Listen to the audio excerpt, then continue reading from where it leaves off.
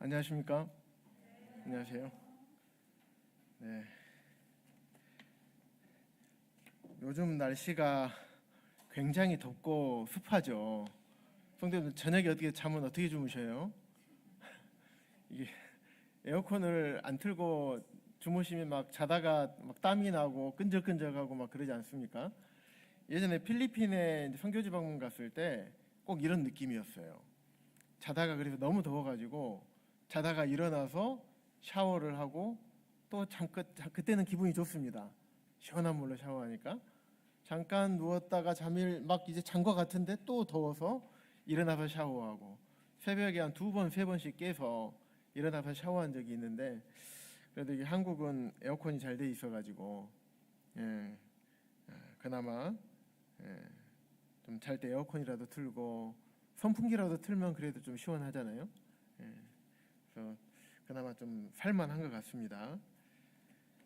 다시 어, 코로나가 기승을 부리고 있고 뭐 저도 역시 코로나를 통해서 주님의 말씀을 몸소 이렇게 체험한 귀한 시간이 됐습니다. 사람이 마음으로 그 길을 계획할지라도 걸음을 인도하시는 분은 하나님이시다. 이 잠언 말씀을 실제로 그렇구나. 왜냐하면 정말 순수한 마음으로 지난달 20일이죠. 그리고 전국 청년 캠프를 가서 왜냐하면 제가 청년 캠프를 가본 적이 없어요. 구원받은 때가 28살 때 구원받다 보니까 그때 청년 캠프를 가면 이렇게 우리 청년들은 알겠지만 이번에 하루 가보니까 알겠더라고요. 몇 세 이상은 따로 모여요. 24살 이상은 따로 모이고 대부분 이제 직장인이라 많이 못 오기도 하지만은 와서 보니까 43, 41 그리고 36 또 뭐 31, 둘 막 이렇게 모였어요. 그래서 교제를 하는데 이 청년들이 교제를 얼마나 자아 비판을 하는지 내가 어쩌다가 여기서 결혼도 못하고 여기에서 이렇게 하고 있는지 막 하면서 막 자아 비판을 하면서 막 고개를 수그리고 그 조에 들어가서 이제 잠깐 앉아 있었는데 그러고 있더라고요. 어쨌든 청년 캠프를 좀 꾸준하게 3박 4일 동안 참석하고 싶었고 또 그 다음 주 월요일 날 수목금토 참석하고 그 다음 주에 월화수 3일 동안 호남학생 캠프 직장 생활을 하다 보니까 호남학생 캠프를 온전히 참여해 본 적이 없어요. 그래서 한번 참여해서 배우고 또 도울 일이 있으면 좀 돕고 싶다 이런 이제 마음이 있어가지고 이제 가려고 계획하고 있었는데 주님께서 그 걸음을 다른 쪽으로 인도를 하셨어요. 그래서 침상에서 누워서 이렇게 몸을 회복하는데 그 시간을 보냈습니다. 그래서 이렇게 말씀을 직접 이렇게 경험한 이렇게 말씀들은요, 이게 돌 위에 이렇게 새겨지는 것 같아요. 우리 머리에 잘 안 새겨지잖아요. 그런데 이렇게 딱 이렇게 경험하게 되면 안 잊어버리는 것 같아요. 네. 그래서 오늘 말씀이 우리 성도님들 이렇게 돌비 신비에 철필로 이렇게 딱 새겨져 가지고 이 말씀이 성도님들 마음과 머릿속에 딱 자리 잡기를 원하는 마음이 있습니다. 오늘은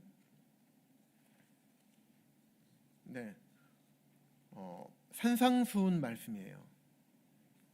우리 마태복음 5장 함께 펴볼까요? 5장 1절부터 12절까지인데요. 산상수훈이라는 말이 어떤 의미냐면 성도님들 아시겠지만 산에서 예수님께서 산에서 제자들에게 산에서 예수님을 따르는 자들에게 가르쳐 주신 교훈적인 말씀이다라는 이렇게 의미가 있습니다. 그래서 마태복음에는 총 5가지 강화라고 이런 용어를 씁니다. 강화라는 뜻이 뭐냐면 말씀하다, 설교하다 이런 의미가 있어요. 그래서 마태복음에는 총 5가지 강화가 기록이 되어 있어요. 그래서 예수님께서 가르치신 어떤 가르침 중에서 중요한 5가지의 가르침의 내용을 마태가 따로 정리해서 기록했다라고 해서 5가지 강화라고 이제 표현을 합니다. 그 중에서 첫 번째 강화가 이 산상수훈 말씀이에요. 마태복음 5장에서 7장. 그래서 첫 번째가 산상수훈 강화 이렇게 표현을 합니다. 두 번째는 마태복음 9장 36절에서부터 11장 1절까지로 일반적으로 봅니다. 그래서 이제 선교 강화, 선교로 제자들을 부르셨고, 그리고 선교를 하는데 부르시고 준비시키시고 또 어느 쪽으로 인도하셨는지, 그리고 선교할 때 그냥 갈 수 없잖아요. 주님께서 어떻게 공급하셨는지, 또 선교하는 과정 가운데 있을 고난과 이 핍박 이런 것이 있을 것을 마태복음 9장 36절에서 11장 1절까지에 기록되어 있어요. 그래서 담대하게 나가야 될 것을 말씀하고 계시고, 또 제자들을 격려하는 메시지가 두 번째 강화에 기록되어 있습니다. 세 번째는 마태복음 13장인데 천국 비유 강화라고 있습니다.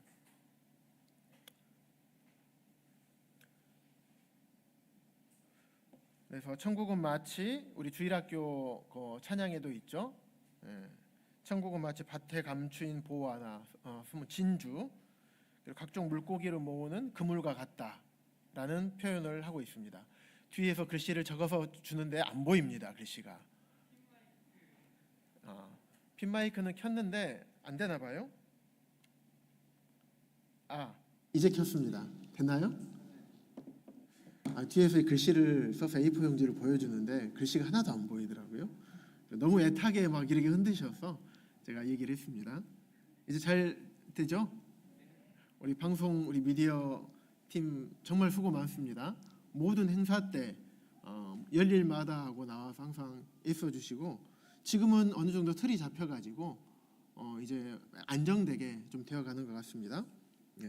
그다음 네 번째 강화, 마태복음 18장에 보면 그리스도인 공동체 삶의 원리에 대해서 말씀해주고 계시고요. 마지막 다섯 번째는 종말론에 대해서, 종말에 어떤 일이 있을 것인지, 두 여자 중에 한 여자는 데려가고 열처녀 비유도 나오고 그러죠. 그런데 오늘 볼 내용은 이 첫 번째 강화에 대해서 오늘 살펴보도록 하겠습니다. 그래서 마태복음의 5 강화 중에서 첫 번째 산상수훈에 대해서 살펴볼 건데요. 마태복음 5장, 6장, 7장 3장에 걸쳐서 산상수훈 강화가 기록되어 있습니다. 그래서 이 3장을 하루에 다 할 수는 없고요. 제가 이번 달 8월 달 수요일 5번 말씀을 제가 다 맡게 됐습니다. 그래서 마태복음 5장에서 7장까지 성도님들과 한 말씀 한 말씀 살펴보면서 주님께서 직접 산상수훈 말씀을 통해서 우리에게 어떤 것들을 알려주고자 하시는 것인지를 살펴보도록 하겠습니다. 오늘은 준비되는 데까지, 시간 되는 데까지 팔복에 대해서 함께 말씀을 나누겠습니다. 먼저 마태복음 5장 1절부터 12절까지 한 절씩 성도님들과 제가 교독하면서 읽겠습니다. 예수께서 무리를 보시고 산에 올라가 앉으시니 제자들이 나아온지라. 심령이 가난한 자는 복이 있나니 천국이 그들의 것이며,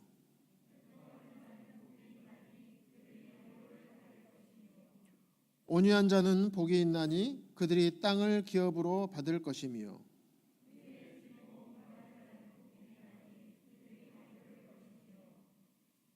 긍휼히 여기는 자는 복이 있나니 그들이 긍휼히 여김을 받을 것이며,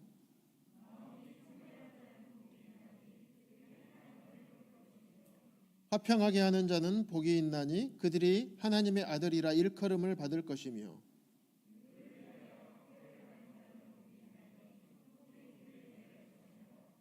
나로 말미암아 너희를 욕하고 박해하고 거짓으로 너희를 거슬러 모든 악한 말을 할 때에는 너희에게 복이 있나니,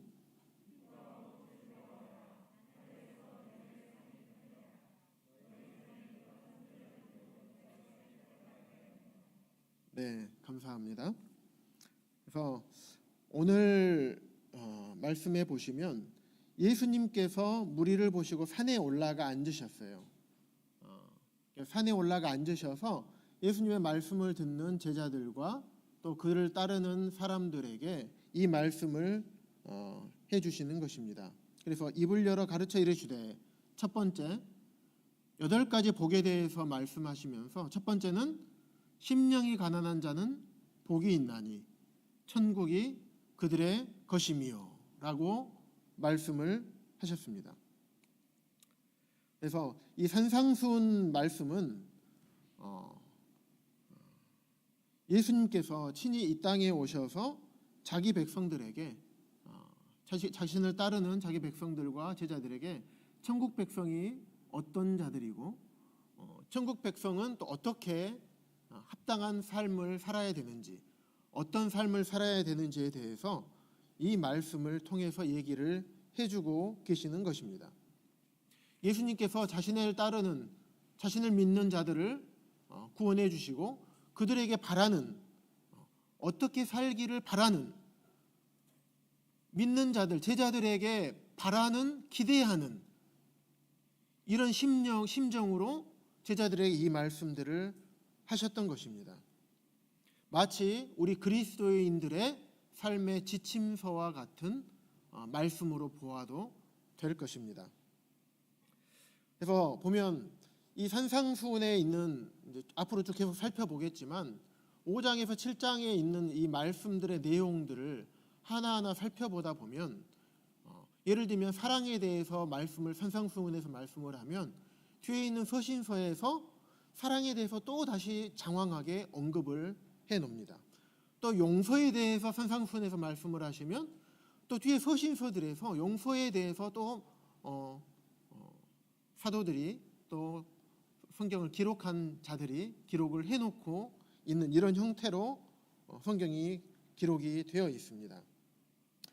그러면서 계속 8가지 복에 대해서 1절부터 12절까지 기록을 하고 있는데, 여기서 말하는 복, 죄송합니다만은 일반 교단에서 얘기하는 많은 복 많이 얘기하죠.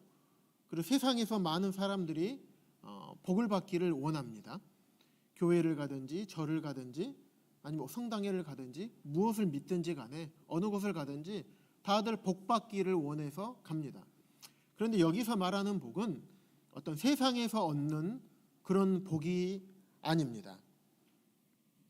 그래서 헬라어로 여기서 말하는 복의 의미는 보면 신의 성품에 참여하는 것, 신이 주는 마음의 평안과 기쁨, 또 신의 도덕적인 성품을 누리는 것, 이것을 복이라고 원어적인 의미가 나와 있습니다. 그래서 예수님께서는 그와 같은 복을 예수님 믿는 자들이, 바로 우리 성도님들과 또 제가 그런 복을 누리기를 원하시는 것입니다. 그래서 이 말씀들을 우리에게 해주시고 계시는 것입니다. 먼저 첫 번째, 심령이 가난하다는 것. 심령이 가난하다는 의미는 어떤 경제적으로 가난한 이런 것이 아니라 우리 마음의 가난함을 의미를 합니다. 마음이 가난하다는 것은 자신을, 어떤 나의 생각과 나의 어떤 내가 가지고 있는 것들, 내가 할 수 있다, 내 능력으로 할 수 있다 라는 것들을 내려놓는 것이에요. 내 능력을 의지하는 것이 아니라 오로지 하나님의 능력을 의지해서 하는 것을 말하고 있습니다. 나의 약함을 인정하고 또 겸손하게 하나님 앞에 서는 것을 말씀하고 있습니다. 미가서 6장 8절에 보시면 사람아, 주께서 선한 것이 무엇임을 내게 보이셨나니 쭉 말씀하시면서 겸손하게 내 하나님과 함께 행하는 것이 아니냐. 나의 능력이 있다 보면, 또 내가 가진 것이 있다 보면 하나님을 의지할 수도 있지만 의지하는 양이 줄어들어요.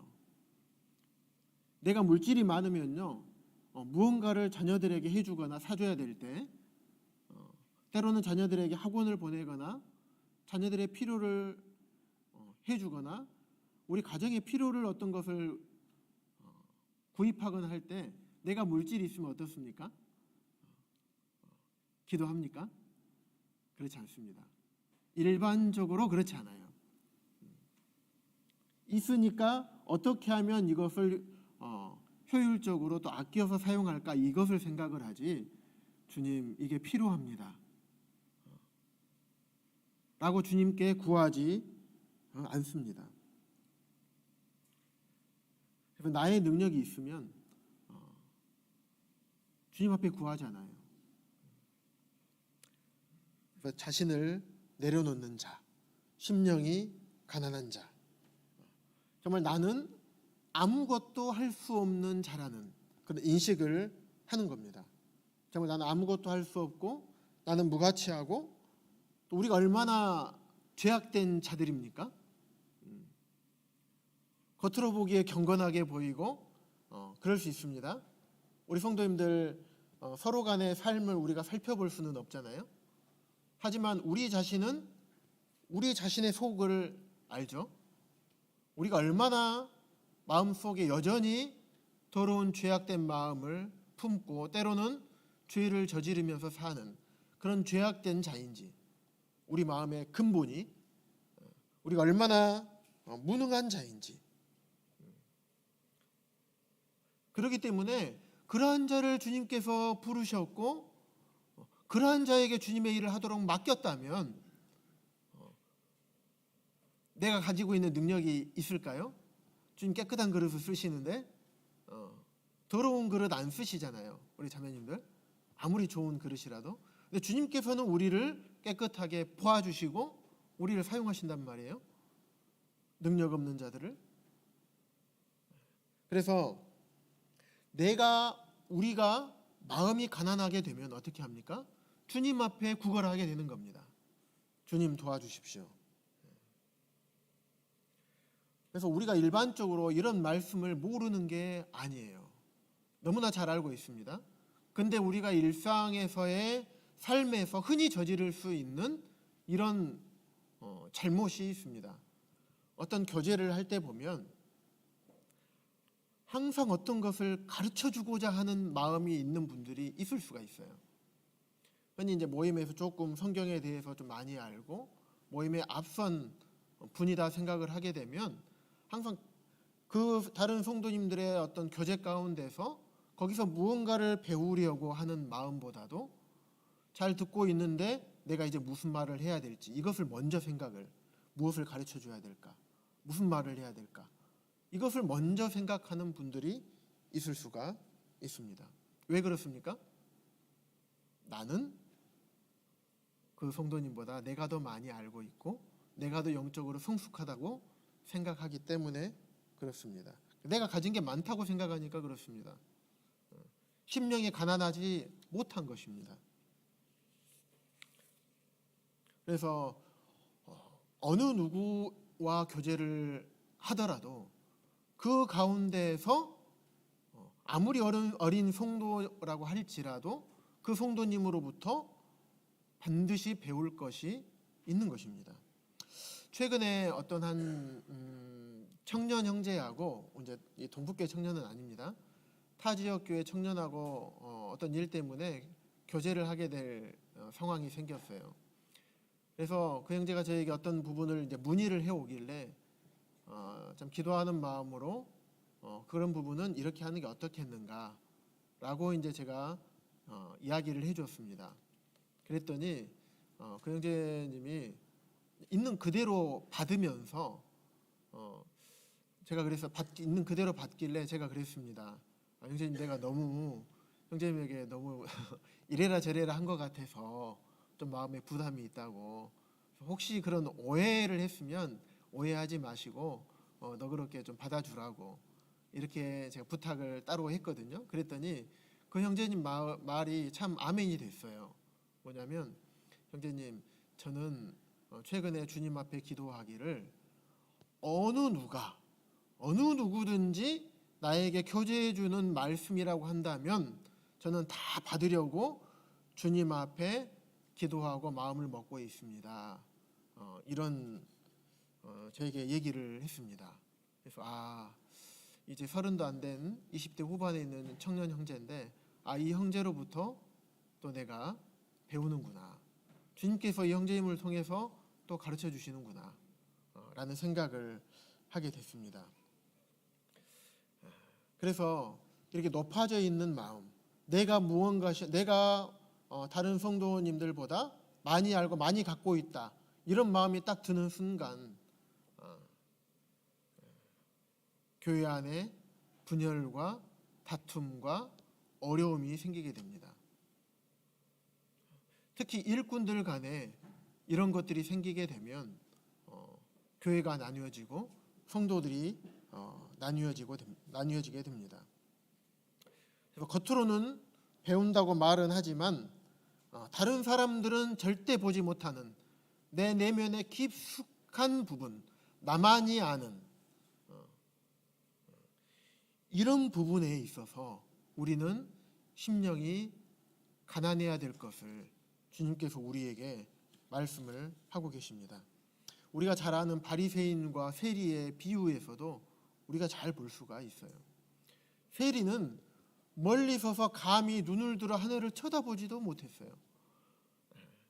자기가 어떤 존재인지 알기 때문에. 그러면서 가슴을 치면서 하나님 앞에 하나님 불쌍히 여겨주십시오. 나는 죄인입니다. 이렇게 하나님 앞에 기도를 했습니다. 그러니까 나는 저 형제 같지 않아서, 나는 저 자매 같지 않아서, 저 성도님 같지 않아서, 나는 저렇지 않아서, 나는 저 성도님보다 더 많이 알고 있고 저 성도님보다 더 경건하고 헌신된 삶을 살고 있다. 이렇게 스스로 그런 마음을, 우리 마음 깊은 곳에 있는 마음을 주님께서는 그런 마음에게 가진 자에게 복이 있는 것이 아니라 심령이 가난한 자, 너가 어떤 존재인지 알고 겸손하게 하나님 앞에서 너의 모든 것을 내려놓고 나는 아무것도 할 수 없는 존재라는 것을 깨닫고 주님만 온전히 의지하고 주님 앞에 납작 엎드려서 있는 그런 마음의 태도를 주님께서 말씀하고 계십니다.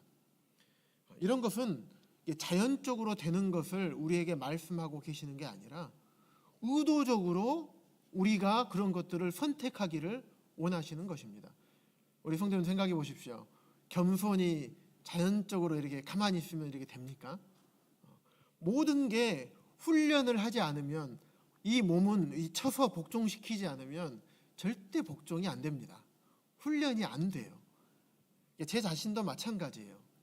제 자신을 제가 몇 번 강단에서 말씀을 드린 적이 있는 것 같은데, 어떤 시간에 어떤 무언가 해야 될 일들에 저를 얽매이지 않으면, 딱 올가매 놓지 않으면 저는 시간을 어떻게 사용해야 될지, 제가 어떻게 시간을 사용하게 되는지 제가 제 자신을 잘 알아요. 그래서 어떤 일들을 통해서 자꾸 저를 얽매이려고 합니다. 그렇지 않으면 제 자신이 훈련이 안 되기 때문에 그렇습니다.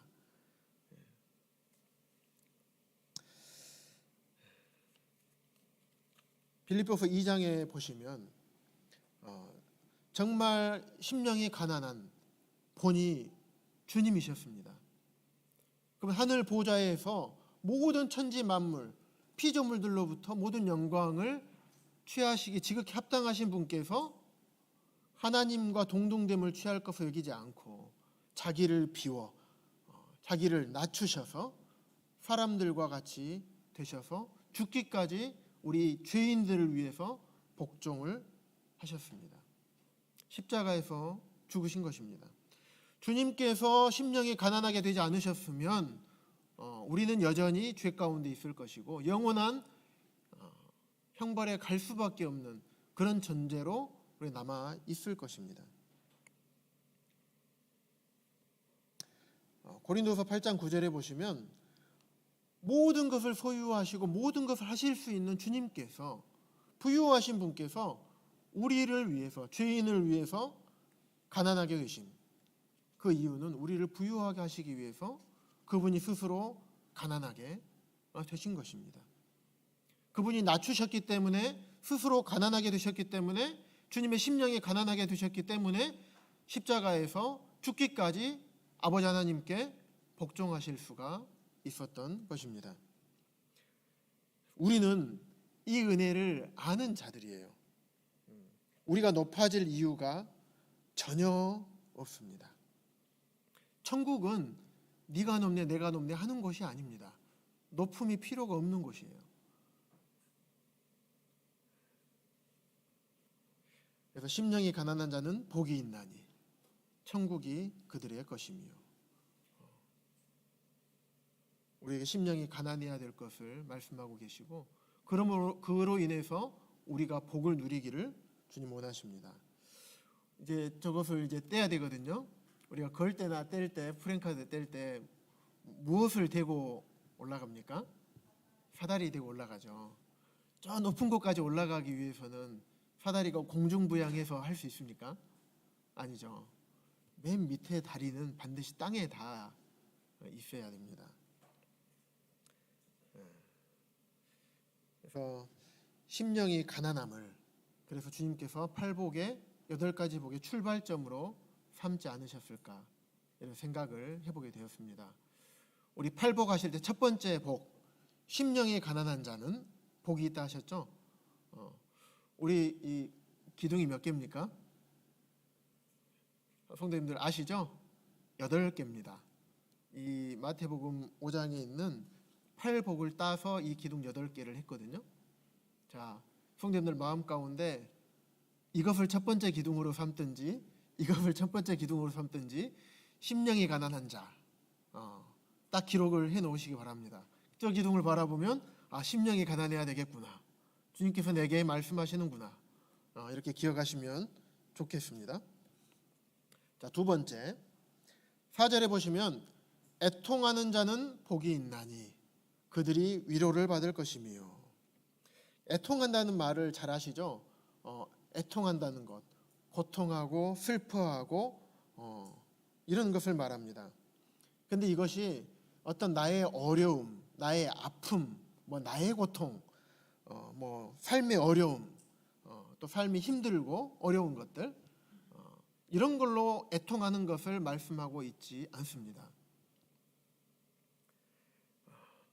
자신의 죄, 우리의 죄 있잖아요. 우리가 죄를 지을 때 애통하는 것을 말합니다. 다른 사람이, 다른 성도들이 죄를 짓는 것을 볼 때 애통하는 것을 말합니다.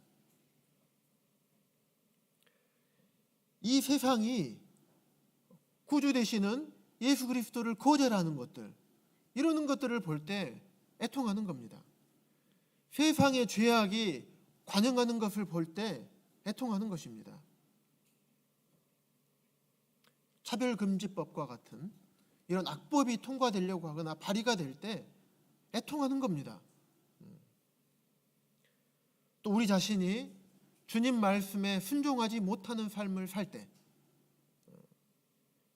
이때 애통하는 것입니다. 이 모든 것들을 다 살펴볼 수는 없습니다.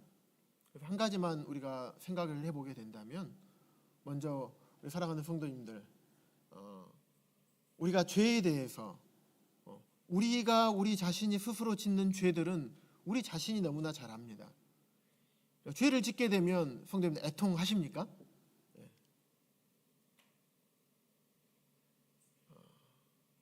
이 죄 때문에 예수 그리스도께서 죽으실 수밖에 없었다는 사실을 마음 깊이 되새기면서 내가 죄를 지었을 때 정말 우리들 마음 가운데 애통하는 마음이 있느냐 이겁니다. 이미 용서가 된 거니까 그래, 자백만 하면 돼. 그래서 주님 또 죄 졌네요. 주님 용서해 주십시오. 구약에는 옷을 찢고 재를 뿌리면서 침상을 눈물로 적셔가면서 그렇게 애통을 했습니다. 나라의 죄와 백성들의 죄와 또 자신의 죄에 대해서. 시편 51편에 보시면 시편 기자가 범죄한 다음에 주님 앞에 내 죄를 용서해 달라고 이렇게 하는 기도의 어떤 고백이 회개의 메시지들이 적혀져 있는 게 시편 51편입니다. 보소서 주께서는 중심이 진실함을 원하시오니 죄를 지었을 때 범죄했을 때 중심에서 정말 애통함이 있어야 되는 것입니다. 내 속에 정한 마음을 창조하시고 정직하게 주님 앞에 하나도 빼놓지 말고 나의 죄과를 상세하게 아뢰고 마음 깊숙한 곳에서부터 내가 지은 피 흘린 죄에서 나를 건져 주십시오. 정말 그로 인해서 내 마음이 죽게 되었습니다. 내 마음이 심히 상했습니다. 주님 정말 잘못했습니다 하면서 하나님이여 상하고 통회하는 마음을 주께서 멸시하지 아니하십니다. 이 마음을 원하십니다. 주님 정말 잘못했습니다. 주님 앞에 성실하게 살지 못했습니다. 주님 말씀에 순종하고 살지 못했습니다. 주님 싫어하시는 죄를 제가 저지르고 살았습니다. 오늘 또 저질렀고 내일 또 저지르고 계속 반복해서 죄를 짓습니다. 주님 저는 도대체 왜 이러는 것입니까?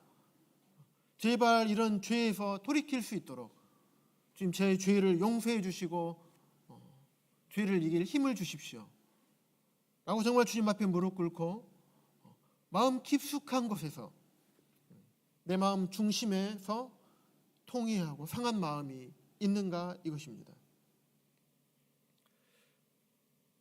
사도 바울도 우리와 성정이 같은 사람이었어요.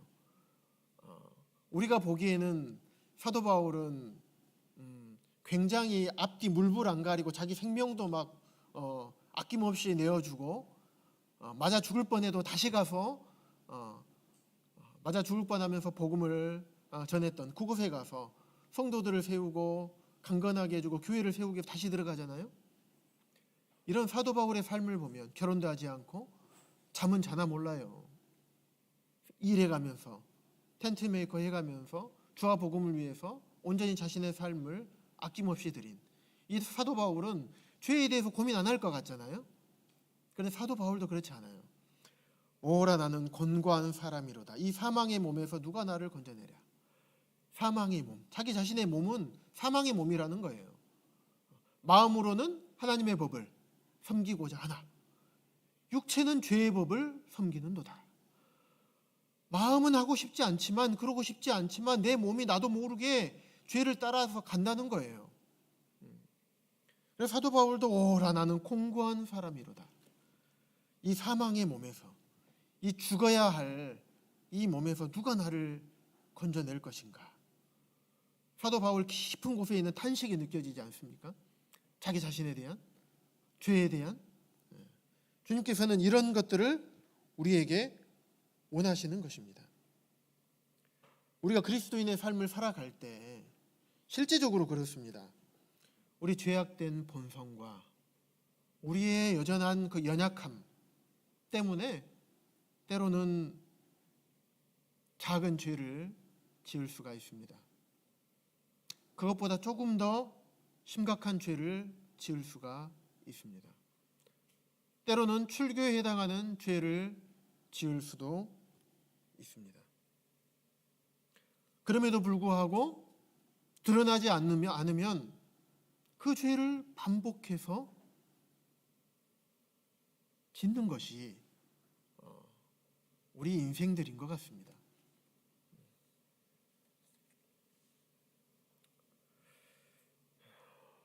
그런데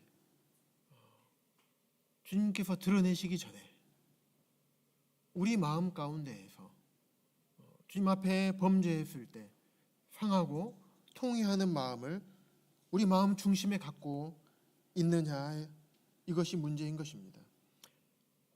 오 주님, 피 흘린 죄로부터 나를 건져 주십시오. 주님의 구원의 즐거움을 다시 회복해 주십시오. 왜냐하면 우리가 죄 가운데 있으면요 말씀 안 봐집니다. 주님과의 교제가 굉장히 어렵습니다. 예배 때 감사가 나오지 않습니다. 주님 위해서 살기가 어려워요. 기도도 안 됩니다. 회개의 기도조차도, 자복의 기도조차도 잘 안 나와요.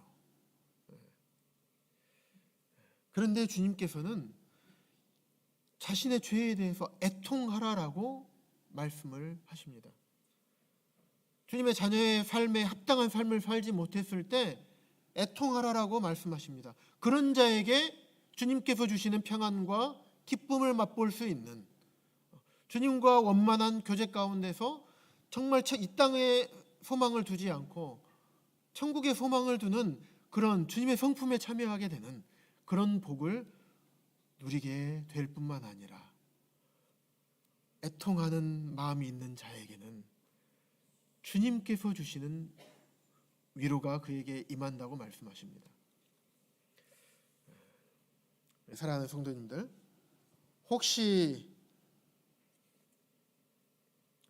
주님 앞에 범죄한 이후에 애통하는 마음이 혹시 없으셨습니까? 그러므로 인해서 정말 우리 마음에 씻을 수 없는 그런 것들을 완전히 씻지 못하고 남겨두고 계시지는 않습니까? 주님으로부터 위로받지 못하고 계십니까? 오늘 말씀을 참 잘 묵상해 보셔서 정말 나의 죄, 하나님 앞에, 주님 앞에 정직하게 내가 주님 앞에 그렇게 살지 못한 것뿐만 아니라 주님 앞에 범죄하는 것에 대해서 애통하는 마음을 가지시기 바랍니다. 그러면 주님의 위로가 성도님들과 함께 하실 것입니다.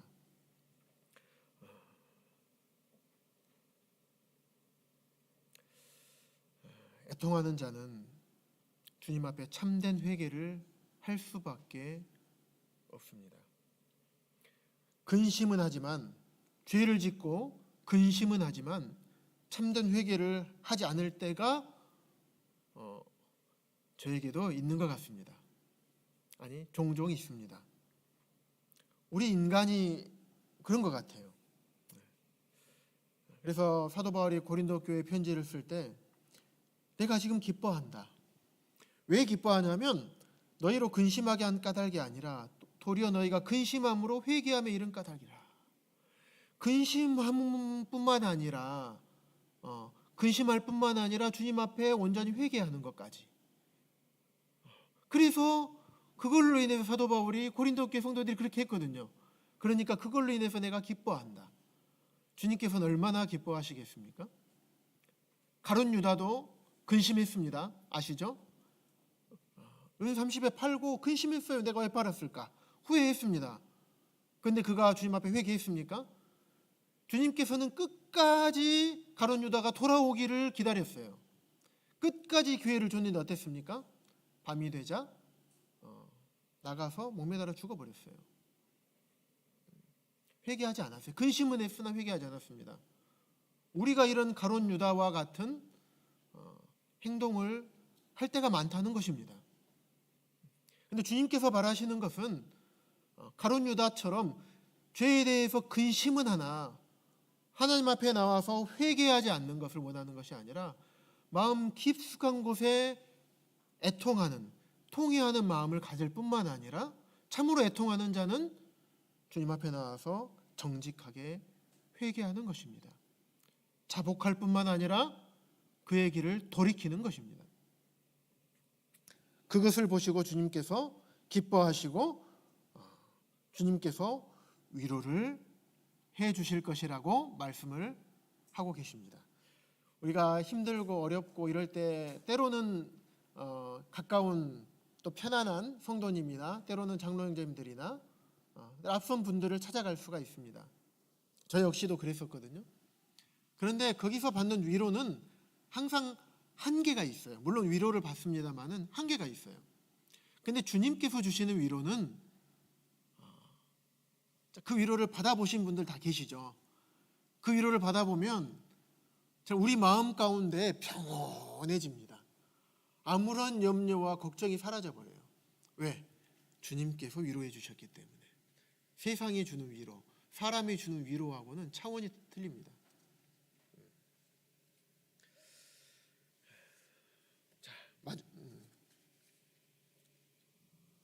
그다음에 온유한 자. 5절에 보면 온유한 자는 복이 있나니. 우리 명훈 형제님과 진옥 자매님이 온유의 이름을 이런 주님의 복을 받게 하기 위해서 그렇게 이름을 지었지 않았을까 생각을 해봤습니다. 온유한 자. 온유하다는 것은 우리 성도님들 잘 아시는 것처럼 힘이 없어서 온유한 게 아니잖아요. 우리를 막 욕하고 공격하고 막 하는데 내가 힘이 없어서 우리 대응하지 못하고 이러는 게 온유한 게 아니잖아요. 충분히 대항할 힘이 있음에도 불구하고 그 힘을 사용하지 않는 것입니다. 내 능력을 통제 가운데 두고 있는 겁니다. 힘을 쓸 수도 있지만 의도적으로 그렇게 하지 않는 것이에요. 모세 어땠습니까? 지면에서 모세보다 온유한 자가 없다라고 했습니다. 가장 온유한 모세가 어땠습니까? 나중에는 이 돌판을 깨버릴 정도로 화를 냈죠. 근데 그들의 모세에게 대적하는 이 사람들에게, 이스라엘 백성들에게 모세가 어떻게 했습니까? 그들에게 대항하지 아니하고 하나님 앞에 무릎 꿇고 하나님께 기도했습니다. 다윗은 어땠습니까? 다윗도 충분히 자기 힘을 사용해서 사울을 죽일 수 있는 기회가 2번이나 있음에도 불구하고 그 힘을 사용하지 않았습니다. 가장 온유하신 분의 예가 아마 주님이 아니실까 생각합니다. 마태복음 11장에 보시면 나는 마음이 온유하고 겸손하니 나의 멍에를 메고 내게 배우라. 주님은 온유하셨습니다. 창조주 되시는 하나님께서 인간의 몸을 입고 이 땅에 내려오신 분이십니다. 그런데 그 창조주를 몰라보고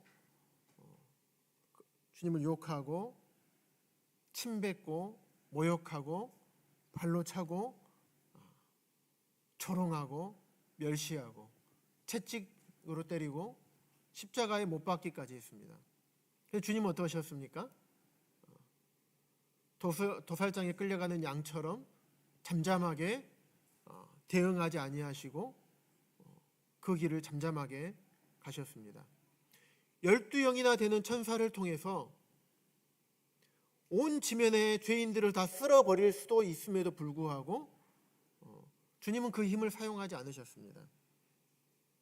그래서 나는 마음이 온유하다라고 주님은 말씀할 수가 있었던 것입니다.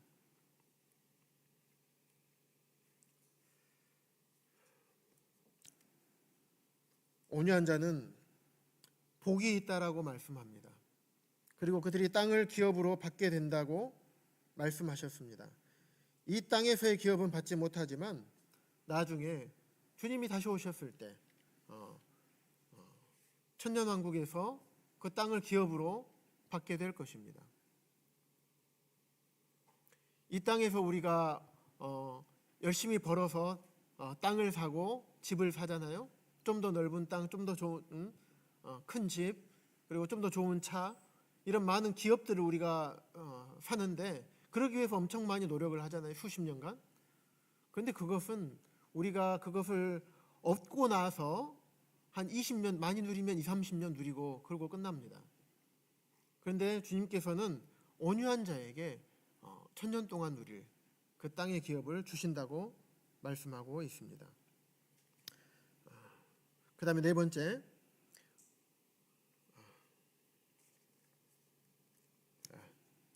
여기까지 네 번째까지만 하겠습니다. 6절 보실까요? 의에 줄이고 목마른 자는 복이 있나니 그들이 배부를 것이며. 예수님이 우리의 의가 되시잖아요. 그래서 의에 줄이고 목마른 자, 의, 예수님에게 줄이고 목마른 자. 예수님을 더 막 먹는다는 표현이 좀 그렇습니다. 주님을 좀 더 알고 싶고, 주님 막 더 내 안에 막 들어오셨으면 좋겠고, 주님과 더 가까이 막 지내고 싶고, 주님의 성품에 막 더 참여하고 싶고, 주님의 일만 보면 막 더 어리게 하고 싶고. 왜? 주님이 거기 계시기 때문에, 주님이 기뻐하시기 때문에. 그것에 줄이고 목마른 자. 혹시 우성도님 그러십니까? 교회 안에서 주님이 하시는 일이라면 막 팔 걷어붙이고 뭐 다 중요한 거 알아. 하지만 뭐 다 나중 순위로 밀어놓고 주님이 계시는 곳, 주님께서 하시는 것, 주님께서 기뻐하시는 일이라면 가장 1순위로 팔 걷어붙이고 가십니까? 목이 마르면 어떻습니까? 배고프고 목마르면? 예전에 제가 말씀을 한번 드린 적이 있는 것 같은데, 제가 후반기 교육 때 거기에서는 일주일 동안 물을 안 주는 전통이라고 해야 될까요? 근데 제가 후반기 교육을 제가 4월 군번이니까 훈련소 퇴소하고 그다음에 6월 달 이제 덥기 시작할 때죠. 그런데 후반기 교육할 때 가만히 군인들은 안 놔두잖아요. 막 땀을 많이 나게 하고 힘을 많이 쓰게 하잖아요. 그런데 물을 안 줍니다. 땡볕에서 일하고 그런데 물을 못 먹게 합니다. 그러면 이게 사람 눈이 어떻게 되냐면요, 어디 또랑에 물이 흐르잖아요. 그러면 다 깨끗해 보여요. 평소에는 쳐다도 안 볼 건데 속으로 생각합니다. 이 물은 깨끗하다. 먹어도 된다. 가서 막 먹으려고 하면 막 부대장들이 발로 찹니다. 그 물 먹으면 탈난다고 못 먹게 합니다. 비가 오면 어떻습니까? 처마에 뚝뚝 막 떨어지면 거기 입을 대고 막 먹습니다. 땅에 흐르는 물은 흙이 있어서 못 먹지만 콘크리트에 흐르는 물은 어떻습니까? 깨끗해 보입니다. 비 오면 막 거기서 막 받아서 먹고 이런 적이 있었습니다. 물이라는 것만 보이면 밥 먹을 때 국물은 하나도 남김없이 막 싹싹 핥아 먹습니다. 한 방울이라도 더 먹으려고. 배고프면 어떻게 됩니까? 사람이 눈에 뵈는 게 없어집니다. 무언가 먹을 게 없는가? 남이 먹다 남은 것도 뭐 필요 없습니다. 조금 상했어도 상한 거 떼어내고 먹습니다. 시편 42편 1절에 보면 사슴이 시냇물을 찾기에 갈급함 같이, 정말 사슴이 시냇물을 찾기에 그 갈급하게 찾는 것 같이 우리 영혼이 주님을 찾기에 갈급하고 있는가? 주님에 대해서 줄이고 배고파하고 목말라하고 있는가? 주님께서 우리에게 팔복에 대해서 말씀하시면서 네 번째 복에 대해서 말씀하시면서 의에 줄이고, 의 대신 주님 예수 그리스도에게로 인해서, 그분으로 인해서 배고프고 그분을 더 이렇게 함께하고 싶고 그분의 일에 참여하고 싶고 그분의 성품에 참여하고 싶고 더 가까이 하고 싶고, 그래서 내가 목마르고 줄인 적이 있는가? 그런 자들은 복이 있다. 그들이 배부를 것이며 절대 꺼지지 않는 충만하게 배가 부르는 그런 것들을 누릴 것이라고 말씀하고 있습니다. 히브리서 보시면 그가 자기를 찾는 자들에게 상 주시는 이이시다. 주님을 찾기를 바래요. 어떻게 보면 주님을 그렇잖아요. 나를 위해서 생명까지 아낌없이 내어주신 분이신데 그분을 당연히 가까이 하기를 원해야 되고 당연히 그렇게 해야 됨에도 불구하고 그게 당연한 것인데 그렇게 하지 않는 것이 오히려 책망을 받고 야단 맞을 일인데 그분을 찾으면 복을 주신대요. 그리고 상을 주신대요. 참 이게 말이 됩니까? 우리 사람들은 안 그러잖아요. 주님은 그러십니다.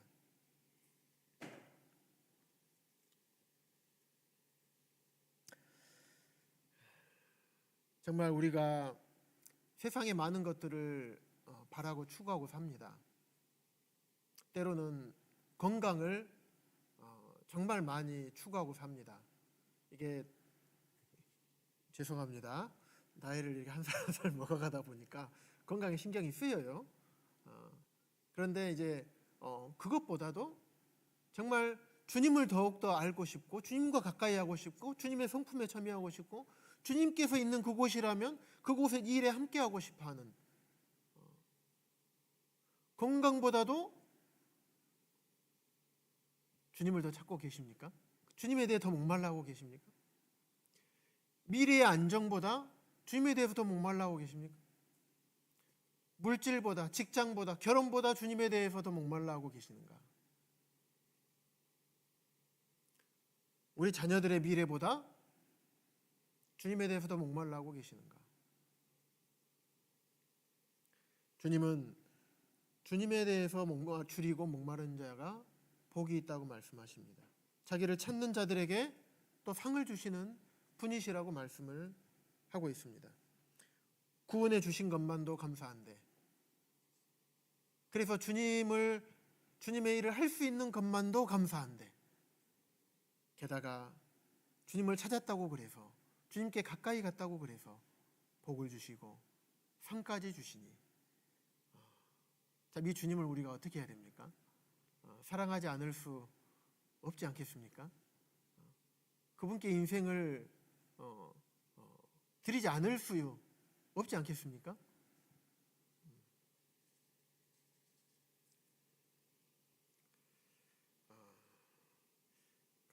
토저는 이렇게 말했습니다. 모든 사람은 자기가 원하는 만큼만 경건해질 수 있다. 우리가 원하는 만큼만 경건해질 수 있다라고 합니다. 우리가 원하는 만큼만 주님을 닮을 수 있는 것이에요. 우리가 원하는 만큼만 주님께 다가갈 수가 있는 것입니다. 원하는 만큼만 주님의 일에 참여할 수 있는 것이고요. 원하는 만큼만 주님의 성품에 참여하게 됩니다. 우리가 더 원하지 않으면 갈 수 없어요. 우리 자녀들에게 교육할 때 그렇게 교육하잖아요.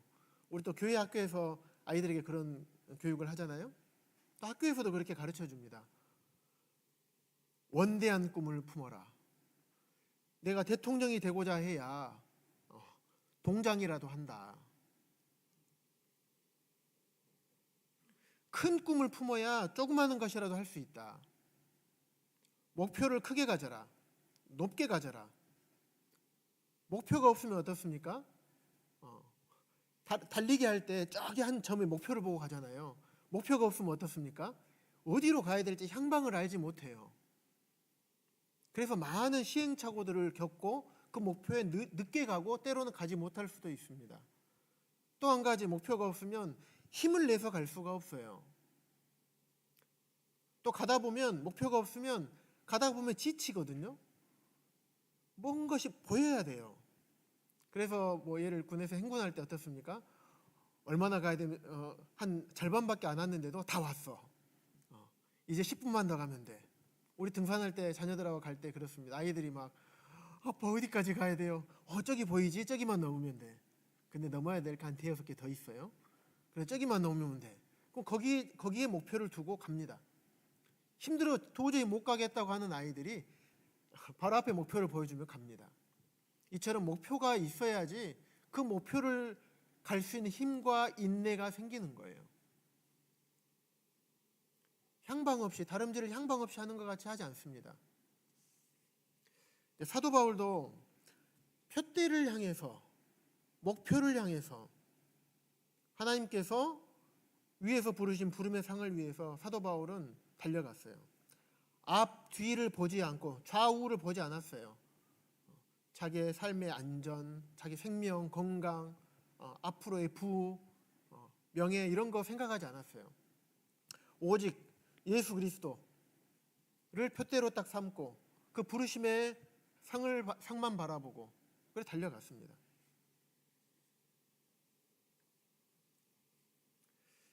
이처럼 우리도 세상의 것에 대해서는 목표를 가지고 정말 많은 시간을 투자하고 노력합니다. 하지만 주님과 가까이 하고 주님을 더욱더 알고 싶어하고 주님의 성품에 참여하고 싶고 주님의 일이라면 어디 없나 찾으면서 그렇게 우리의 시간과 물질과 우리의 마음과 우리의 몸을 과연 드리고 있는가? 이것은 자연적으로 앞서 계속 말씀드리지만 자연적으로 되는 것이 아닙니다. 물론 주님께서 주셔야 되겠지만 주님께서는 우리의 의지를 사용해서 주님의 일을 되어가는 것을 주님께서는 기뻐하십니다. 의도적으로 구하는 것입니다. 주님, 제가 주님을 더욱더 알고 싶어하는 마음이 왜 없습니까? 주님, 주님에 대해서 줄이게 하시고 주님에 대해서 목마르게 해주십시오. 주님께서 주시는 것들로 인해서 제가 배부르기를 원합니다. 주님께 구하시기를 바랍니다. 그런 사람에게 주님께서 배부름을 허락하시겠다고 우리에게 말씀을 하시는 것입니다. 오늘은 6절 딱 8복 중에서 절반밖에 못 했네요. 7장까지 해야 되는데 4주 남았는데 어떻게 해야 될지 기도가 됩니다. 그래서 오늘은 시간상 여기까지만 말씀을 나누겠습니다. 다시 말씀을 드리지만 이 산상수훈 말씀, 모든 말씀이 그렇지만 특별히 산상수훈 말씀은 그렇구나 그냥 하고 오늘 그래 말씀 잘 들었네 하고 지나가 버릴 말씀이 아닙니다. 이 부분에 대해서는 뒤에 서신서에서 계속 나와요. 거기에서 멈추지 마시고 실제적인 우리 삶에서 하나씩 행해 보십시오. 그래서 주님께서 주시는 복을 한번 맛봐 보십시오. 그 복을 한번 맛보면요 중독성이 있습니다. 자, 장담합니다. 중독성이 있어요. 그래서 주님께서 주시는 그런 복을 누리는 시간으로 삼으시면 좋겠습니다. 오늘 주님께서 말씀하신 4가지, 심령이 가난한 자, 애통하는 자, 온유한 자, 의에 줄이고 목마른 자.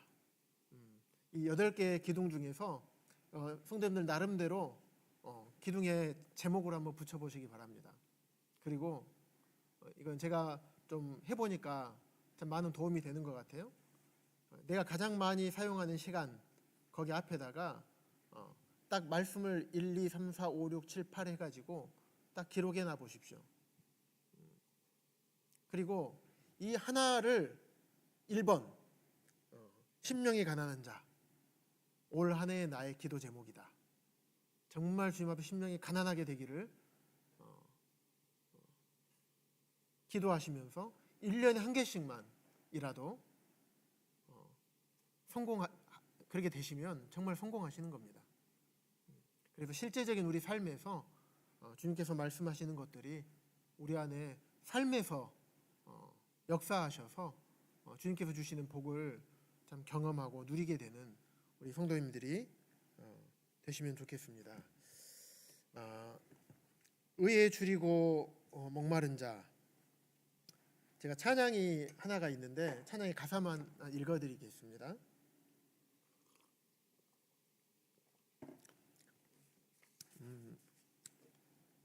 참 제가 좋아하는 찬양이거든요. 근데 시화참미 이런 데 있는 것은 아니고 우리 모임의 형제님이 지금은 이제 모임 가운데 계시지 않는 걸로 알고 있는데 최석훈 형제님이라고 쓰셨던 작사 작곡한 곡인데 제목은 주님처럼 살다가입니다. 가사를 읽어드릴게요.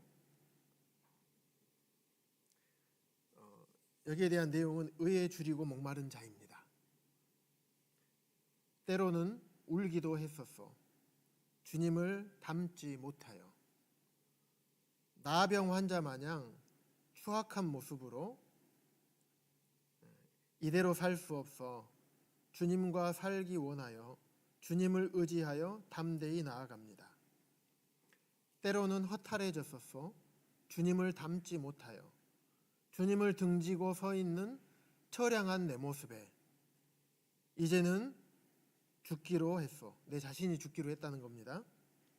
주님을 닮기 원하여 주님의 형상대로 살아간 바울처럼 잠시도 주 부인 못하면 주님을 기억할 수 없는 못난 내 모습 볼 때 주 사랑 감당 못해 만일 성령 따라 살면 성령 따라 행하니 성령의 전 되는 나도 그같이 살으리. 내 일평생 소원이 주님 생각하다가 주님만을 알다가 주의 영광 보는 것. 이런 가사입니다. 우리가 이게 주님에 대해서 이런 주림과 목마름 생각해 볼 수 있는 이런 찬양이 문득 떠올라서 성도님께 읽어드렸습니다. 오늘 이상으로 오늘 말씀을 마치겠습니다. 기도하겠습니다.